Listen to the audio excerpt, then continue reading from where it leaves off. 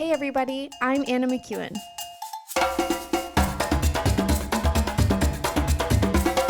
And now for Bob Switzer with the Epic Narrative.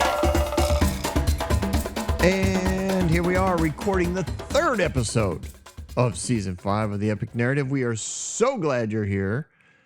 As always, we are in the book of Joshua. We are still in the first chapter, and we are moving along, starting in verse 10. Now, I did switch my versions, so I wouldn't, I'm back on the NIV here.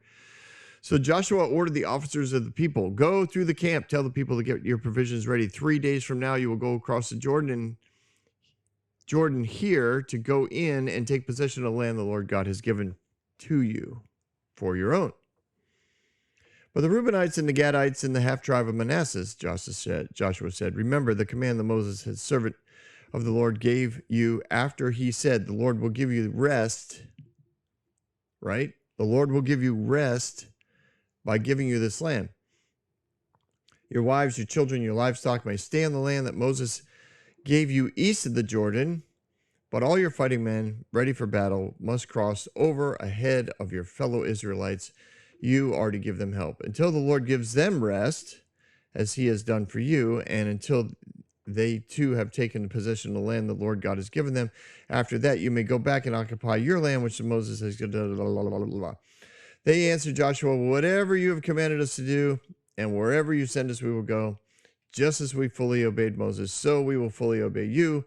Only may the Lord your God be with you as he was with Moses. Whoever rebels against your word and does not obey it, whatever you may command them will be put to death. Be only strong and courageous. All right, so a lot going on there. First thing, right? Get ready to go. In 3 days, you're leaving. Now, these are passed on through the tribes, kind of like phone tag, right? The leadership that hung around or would report to Joshua. I don't know if they did it in the morning, midday, whatever. They would the orders would go out, and then they would tell their people, and their people would tell their people, and eventually it would get to all the families. And of course, everybody would start packing up. Now, when it's time to pack, after you've been settled for a while, right? These guys have been settled for about a year.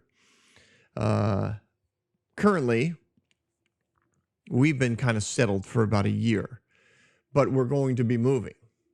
So there's things that you kind of have spread out. You know, when you live in an RV life, you kind of spread yourself out. You create some space, some personal space, some. You might even gain a few possessions that kind of make life more convenient because you know you're going to be there for a little while. But now it's time to go. So one of the first things generally when you're getting ready to go and you're kind of in a mobile situation, and again, I think it was very similar to living in an RV. It's like the first thing you do is like, all right, what are we just going to get rid of? Like everything has to do with weight. You know, how much can your cart handle? How much can your livestock handle? If you haven't had new livestock for a while, can they still drag the cart? Should I get a new one? You know, here, we ask those questions like, what can we get rid of? Better check the tires. They've been on there for a couple of years. Make sure they're not rotting. We've sat still for a year. Make sure they're up to pressure, all that kind of stuff. Like you just start getting ready to go. When you have 3 days, you're gonna get really focused because at some level you're thinking, wait, I don't even know if I remember how to do everything I need to do in order to put everything in the carts to get ready to go. Like, where did we put all of this? Where do we put all this? How in the world does this all fit? We have the same sort of questions. When we're getting ready to go. Now, remember, as stated here in the verses, you got 2.5 tribes that are hanging out, and generally the families aren't leaving, just the military-aged men. And those military men would stay. They're committed to stay in the promised land until it says the Lord has given them rest. Now, most of us, again, we've been trained, we were taught to look at this as it was always going to be a military campaign from God. That God had decided that all of these unrighteous, unsaved heathens who worshiped other gods were all worthy of eternal annihilation in hell and needed to be unalived immediately. And so when we've been taught that, I know that was a little great. Bob's like, really, Bob? Really? First thing in the morning, we're just going to go with total annihilation in hell. Yes, I know. Eternal annihilation, where you're eternally living and dying and regenerating all the time. It's a horrible existence. But of course, these people deserved it because, they worshiped other gods and didn't worship Yahweh. So they have it coming to them. That's what we were taught. At least that's what I was taught. Many people have been taught this. So when you look at it, you think, well, when God gives them rest, then they can come back. But that was the plan all along. Was that there wasn't going to be, but from God's perspective, there wasn't going to be a place of constant military battle until the land was at rest. And listen, we know that the plan wasn't really working or didn't really work because we look at the, we've read, not all of us, well, maybe most of us probably have read, and we know the rest of the, so many of these stories after, quote, they took possession of the land, they didn't wipe everyone out. They were constantly in battle. They were constantly up against the Philistines and the Hittites and the Moabites. I mean, it's, I know, hindsight's 2020. You can say, well, you can say that now, but at the time, they believed it. Absolutely, they believed it. They were like, this is it. We're not going to rest until the land has been completely conquered, till all the people over there are dead. So as people are packing up, right? They're keeping this kind of stuff in mind. They're in 3 days, so their routines are going to change. That's the other thing, right? When you're in a mobile situation and you've been somewhere for about a year, you've kind of put together a routine. You kind of know where to go. You know where to go to get supplies. You know where your friends are and how to get to them. There's people that you want to be friendly with, but now you're not going to get that chance because where everybody's going to move and who knows where you're going to land. Now, I know they had very specific places to camp around the tabernacle, but it wasn't like nobody ever changed position. Now, granted, they might be in the same area around the tabernacle, but they were going to be, there's going to be changes. And so in those changes, you start to talk about there's rumors and gossip that start to fly around. And there's a lot of fun because you're packing stuff up, you're giving stuff away. You're like, hey, do you want this plant? I haven't got room for this plant. Do you want this plant? Do you want my chair? I can't, it doesn't fit in the cart anymore, and so you pick stuff up. It reminds me of, like, I don't know if you've ever been in a college town, but we had a son that went to a university in Boston University. And so we were there on like move-in day, and there's like stuff all over the streets because people are moving in, they're unpacking their truck and there's no room for it. So they just leave stuff on the street, dressers, chairs, filing cabinets, desks. It's fascinating. Because the parents have got to go. The U-Haul has to be returned. You don't have time to put it on Marketplace to make make $10. You can't. It's a fascinating thing. And there are people who literally go down there to collect stuff off the streets. They show up with an empty U-Haul and they drive around. Same thing happens on graduation week. People unload their stuff. They don't have a U-Haul, can't afford a U-Haul, have to fly back home, can't take it with them. They just leave it on the streets. It's a fascinating thing. If you've ever been to a college town, I'm sure it's very similar wherever you are. So you've got a lot of that going on. Where do we leave this stuff? Where, is there a dumpster? I don't know if they had dumpsters back then, but I'm sure there was a ton of trash. There's always a ton of trash whenever anybody moves. And so these are the kind of things that I see going on in the camp for 3 days. They are all getting ready, and there's people that are super organized, and they've got their carts lined up, and they've got everything. I mean, they're way ahead of schedule. Like by day 2, all they have to do is go. They're sleeping on the ground. They've got minimal things that they have to pack up on that 3rd day. They're gonna be one of the first people to cross. So it's just kind of fun for me to think about all that kind of stuff, right? But they're headed into the unknown. I already said the routines are going to change. They have to find new places to get food. They have to find places to get help. We go through that, like the first time you're in an area, if you're not just spending a night or two, you kind of wonder, all right, well, is there a place to buy food? Is there a place to buy, if I need a fuse or something breaks on the house? Is there a hardware store nearby? All that kind of stuff you start to think about as you travel. They would be thinking the same sort of thing. Now, they're going to war. So at some level, they're like, all right, eventually we should take over a city. So there might be some supplies in there. We've heard great things about the produce over here. We've hung out for a year now on the other side. So we've seen the merchants coming and going. We know that there's a ton of really amazing things in here. Will we be able to take possession of it? Will we be able to, do we just go steal this stuff? Or do we wait for the military? Do we wait until the city falls? There's, again, and when a city falls, who gets to move in? And when? And who gets to acquire all of the spoils of war? And who divides that stuff? And if you don't have a son in the military, will you get last dibs on all the fineries that come out of a city?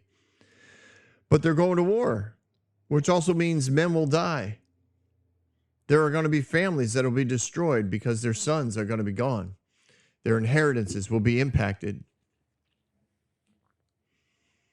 And even if they get let's say, if you're a wife and sister and the men die, the husband and the son die, the brother dies, but you get a home, like you don't get it. What happens to you? Do you even want one? I mean, it's filled with possibilities, I guess. Some are very exciting. Some are very fearful. Some are filled with hope. Some have some relief, like finally we're moving, like we're getting across the Jordan. We can start taking possession of the land. Others are frustrated. I mean, you can make it up. Use your imagination, your sanctified imagination. But you'll get it. Now, verse 11, it says, get your provision ready. 3 days from now, you're going to go over the Jordan to take possession of the land the Lord your God has given you. Now, this is, again, really important, I think, to get definition. Someone said it last night. What did they say? Without definition, you can't have understanding. Man, I was like, why did I ever think of that? I mean, I've said it, but it takes me so much longer. Because in my experience as a relational strategist, as someone who has counseled and pastored so many people in relationship, many times we have to sit down and do definitions, because it's just unbelievable how two people, sometimes who have been living together for years, use the same words and mean different things. Like, my wife and I joke, like our definitions of being on time are different, and it can cause frustration if you don't understand what the other person means when they say those words, or even the definition of what hot is or cold is, or what a snack is. I mean, I've seen some people say they're going to get a snack. They come out with a plate that looks like they went to a buffet. I think, oh my gosh, like I'm thinking crackers and cheese, like literally standing at the counter, just eating, a dozen slices of cheese and some crackers. And that's a snack. But it's a definitions bring understanding. So this word possession means this. It says to seize, which I understand, to inherit, to be an heir.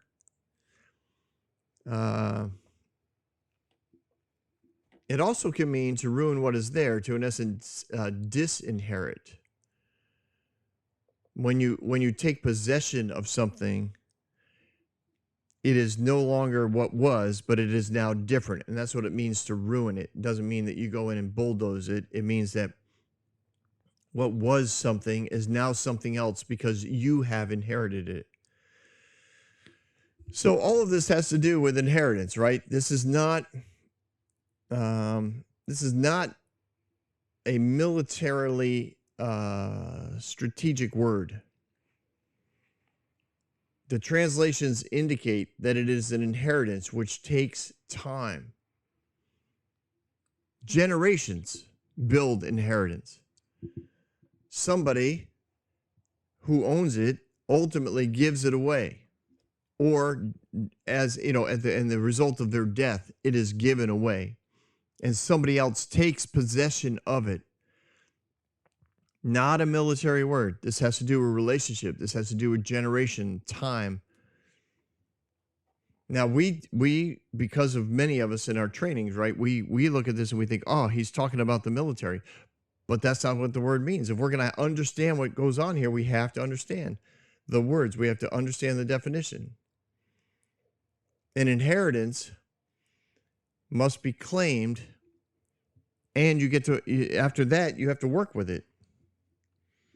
So here, when we're going to apply this to the promised land, the Lord is saying, you're going to obtain your inheritance, which will mean you are going to ultimately oversee the land. Not that you are going to kill everyone and take the land. You are going to interact with everyone. You are going to grow. Remember, the whole one of the concepts that the Lord talked to Abraham about was the idea that his seed would be greater than the seashore and greater than the stars in the sky. It was the idea that your families are going to keep growing and growing to the point where they will infiltrate and be a part of the entire world. And as they continue to be a part of the world and following after God, you're going to, by the mere nature of relational transformation, you are going to impact the lives of those that you come to into relationship with, that you come into contact with. You can't help it. Relationships transform lives. That was said to me when I was a teenager. I've never forgotten it because it's never not been true. You want to influence somebody, you got to have a relationship with them. If you don't have a relationship with them, then you need to, and you want to influence them, you have to use other means. Usually, employees use money, or other people may use emotional manipulation, but there's other ways to influence people. But if you want to transform somebody, you do it through relationship. And that's what's happening here. The Lord is reminding them this is going to come through relational transformation. In verse 13, remember the command that Moses, the servant of the Lord, gave you after he said, the Lord your God will give you rest by giving you this land. The command Moses gave. Now, this is coming from Joshua. The command that Moses gave was to move militarily. Now, this was not God's original plan. So why didn't God stop them? Why didn't God say, listen, Joshua, you got it wrong. Joshua, come back into the tent. Let me say this again to you. Why didn't he stop them from moving toward war? Because what God said, and what Moses repeated to Joshua, and what Joshua filtered. And when Joshua heard from God, he also filtered it through what Moses had told him and taught him. And basically, this was the only way to do it. Moses understood. Like I said, Moses was a brilliant man, practical in so many ways, fully aware of governmental structures and multiple governmental structures, as well as their positives and their negatives. And Moses didn't see any other way for this to happen. He didn't understand how this could get through without some sort of military exercise in which you established yourself as a strong military force so that people wouldn't come up against you. He wanted to see the promised land for the people that he was leading. He believed that that's exactly what he was supposed to, accomplish. It's why he really wanted to go into the promised land. He wanted to see the results of his passion for the people that he led out of Egypt to take possession of the promised land. So this is now in the heart of Joshua, and Joshua looks at the commands and he's like, we are going to take this land. And he's hoping to do it. I think I read somewhere that he was hoping to do it in 7 years. I can't remember where I read that, but anyways, God's not going to stop them, because God doesn't give you the authority to lead and then remove it when you screw it up, because that's not freedom. That's not love. And we've been through this many times. This is another point of it, another place where God could have, quote, stepped in and said, Joshua, come back to the tent. Let me explain this to you like you're a child. Or I'm going to take away the authority I gave you and I'm going to give it to someone else because you're not making the best choice here. No, that's manipulation. So in God's goodness, he's never going to leave Joshua. And in Joshua's passion, every military victory he has, he's going to give God credit for. So even though it is genocide and infanticide, and he wipes out entire cities and villages and steals all their stuff and sends his people in to occupy the land, all that kind of stuff, he gives God credit for all those victories.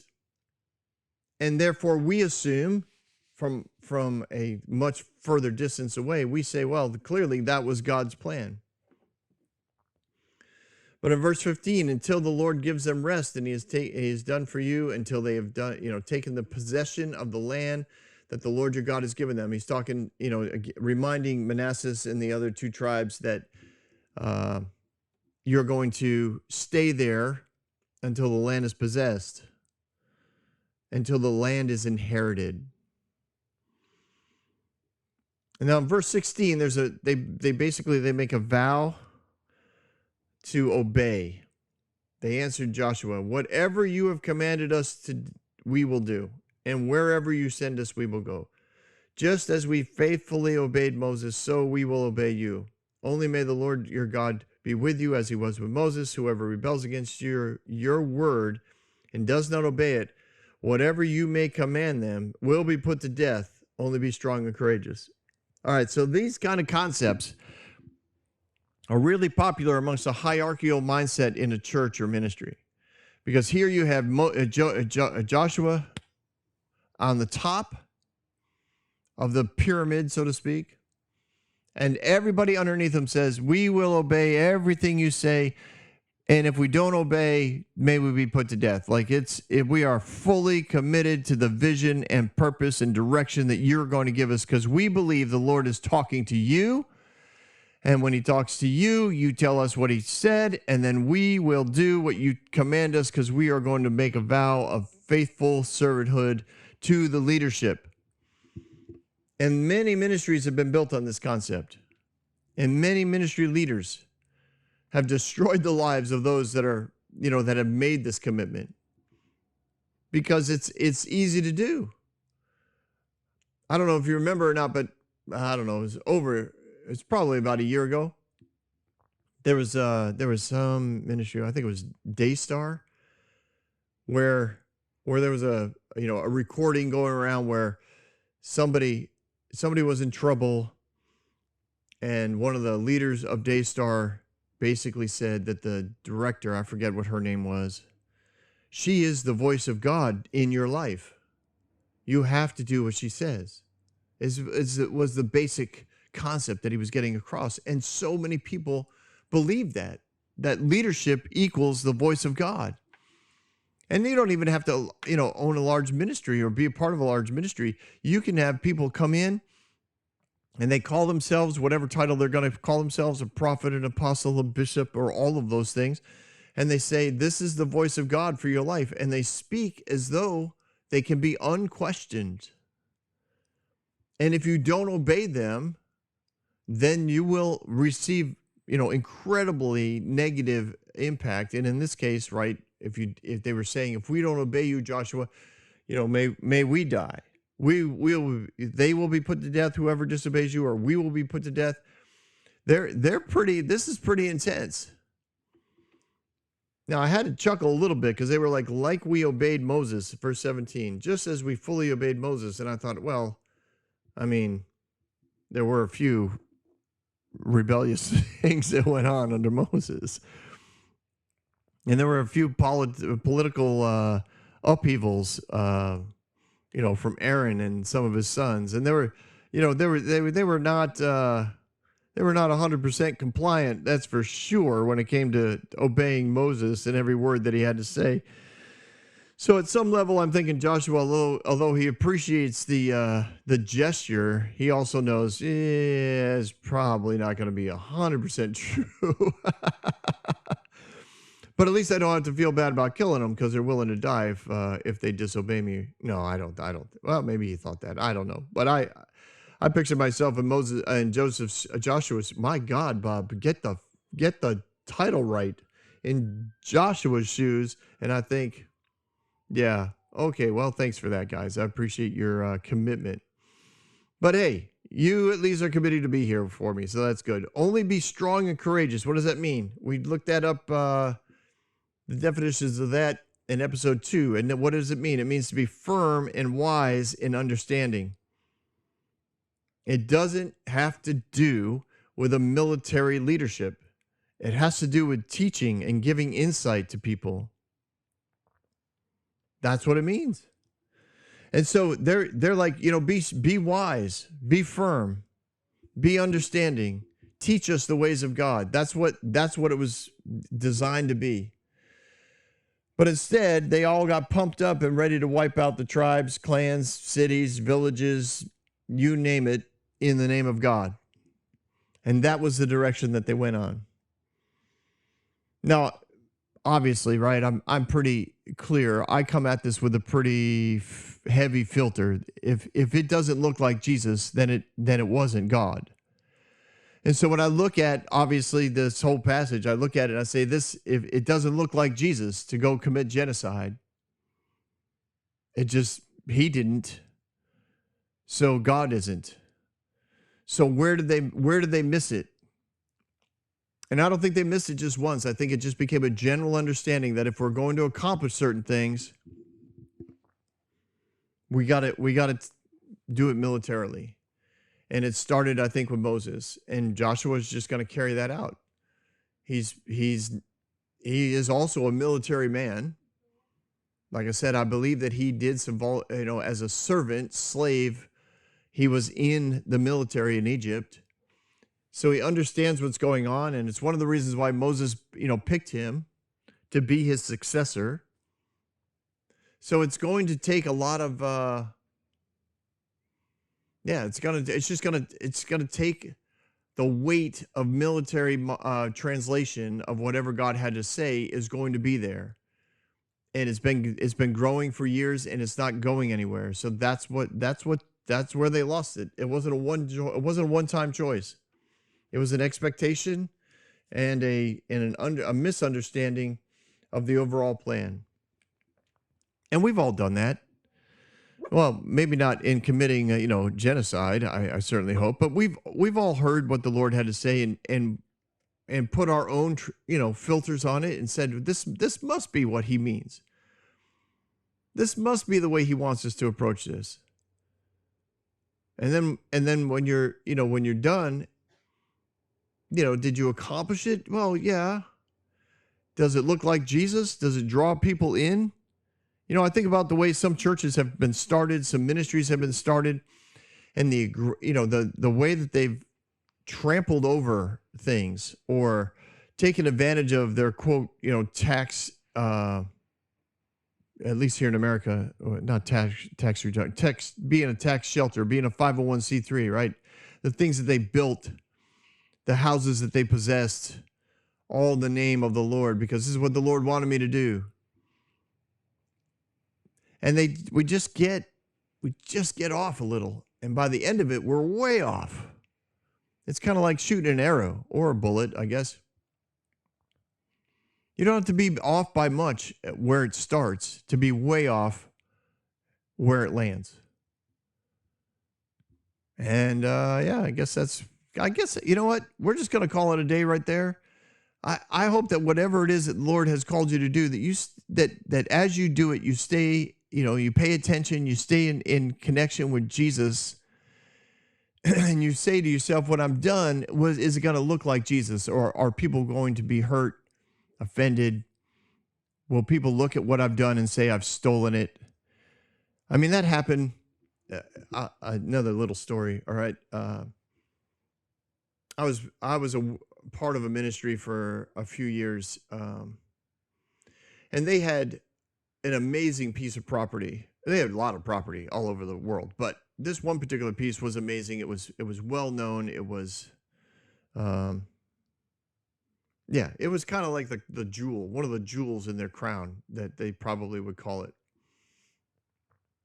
And they told the story about how they talked to the lady who owned the property and how much they wanted it, and she she wasn't sure if she wanted to give it to them, and they went back in. They left her. She wasn't feeling well or whatever. They left, and then they turned back around and went back in and were like, basically, you need to do this. Like, this is the lives you're going to change. This is what God is doing. This is, look at what's happening at these other events that we're doing. We really need this property for the work of God.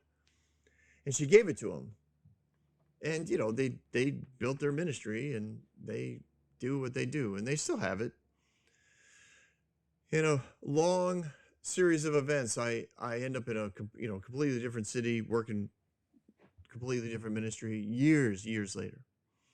And I run into a guy, and we were just talking about, our travels, and I mentioned that I had been in this particular town, and he goes, "Oh, did you ever see this piece of property?" I was like, "Yeah, I didn't." I just knew right away not to tell him I was involved with that ministry. Like, I just stayed quiet on that. I was like, "Yeah, I seen it." He goes, "Yeah, that's supposed to be mine. My grandmother was bullied by that group, these two guys that came up from New York City, and they bullied her until she gave it to them. She was sick. We weren't with her. The family wasn't around, and ultimately, they walked away with a piece of property that was worth, even back then, astronomical amounts of money, and they got it for basically nothing." And he said, "It's, basically he was still upset. Now that was his choice to still be bitter about it, but I thought, wow, what an interesting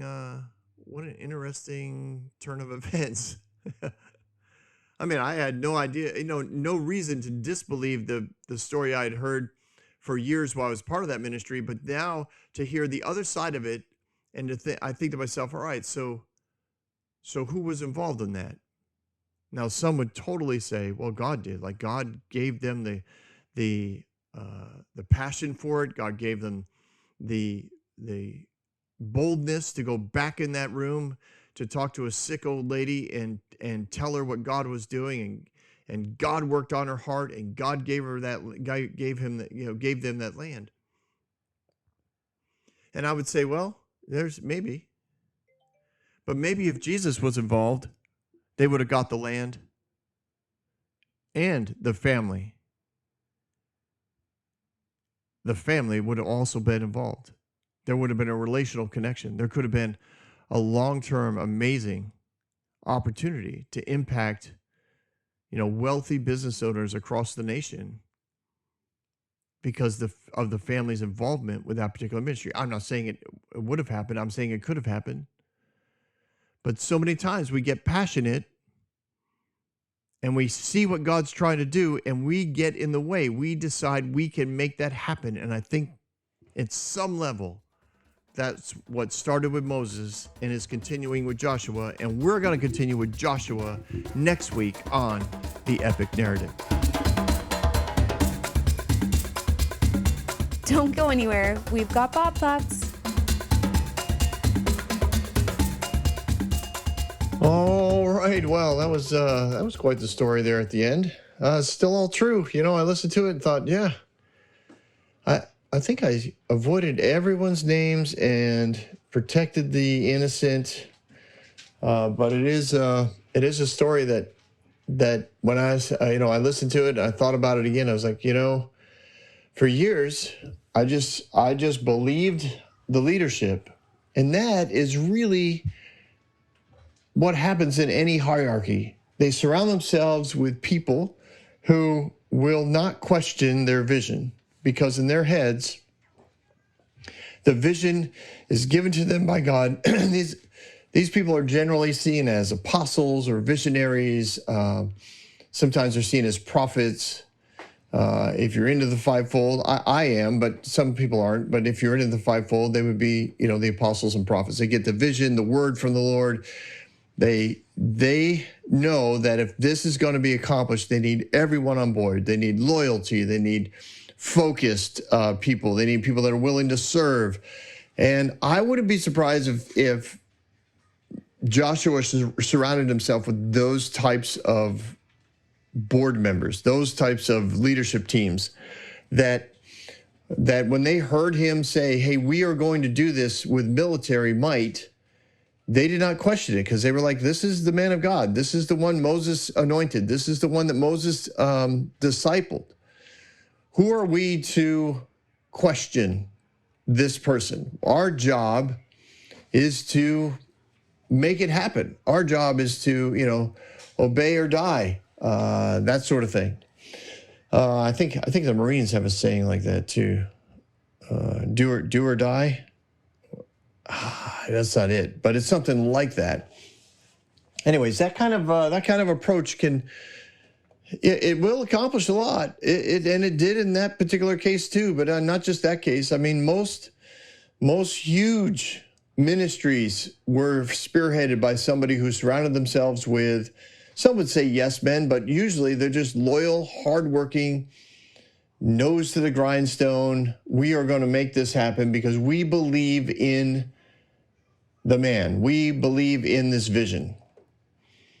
The downside is you run over a lot of people and you destroy a lot of families, and you create this culture that, the sons and daughters of those leaders who are so loyal and serving so hard, they want nothing to do with the vision. And ultimately, I think in a lot of cases, I just had this conversation over coffee with a contractor who grew up in a ministry family. And we both concluded the same thing. It's like you don't want it. Like if this is what serving God feels like to my children, I'm not going to serve God. And then the ministry dies, or the revival dies out. It's not always a bitter, horrible end, but it doesn't sustain from one generation to the next because it wasn't built relationally. Now, does it take more time to build relationally? Absolutely. But I think it sustains longer. I do. But it's tough to prove that because, man, I've looked around. I don't see a lot of examples, actually any that I can bring up right now where that worked, because it usually doesn't happen. Oh, I'm not saying that in some nepotitious way sons and daughters aren't handed ministries, but it isn't sustained. It isn't sustained. It reminds me of like Eli and Samuel, whose sons were so bad, horrible people, disgusting abuse of power. But both those men planned on handing over the ministry and the high priestlyhood to their children. And man alive, like, oh, golly. All right, sorry. That's another whole story. Go to season 1 or stay tuned for season 6 where we will do it again. And you'll get some of the background on that. All right. Appreciate all y'all listening again to the Epic Narrative. If you can give to the Epic Narrative, that would be greatly appreciated. We are trying to raise at least $5,000 this year. I could do what you want to do. Bob, my engineer is over there going, do the Growing Church program. Oh, yeah, I will. Okay, if I could just have 5 of you out there give $100 a month, then we would reach our goal. Surely 5 of you who are listening have $100 a month that you can give to the ministry of the Epic Narrative podcast so we can promote and execute and build our ministry because people need to hear the word of God. All right. That's my ridiculous plug. I hope you got some humor out of that. But if you'd like to give, reach out to me at thebobswitzer@gmail.com.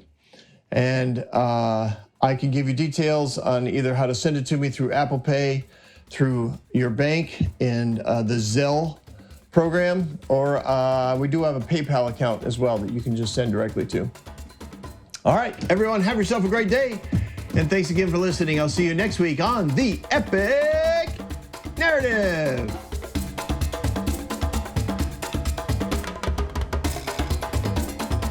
Hey everyone, thanks for listening. If you like what you heard, you can subscribe to this podcast on any platform you use. You can also reach out to Bob for questions or booking at thebobswitzer.com or email him at thebobswitzer@gmail.com. See you next week, guys.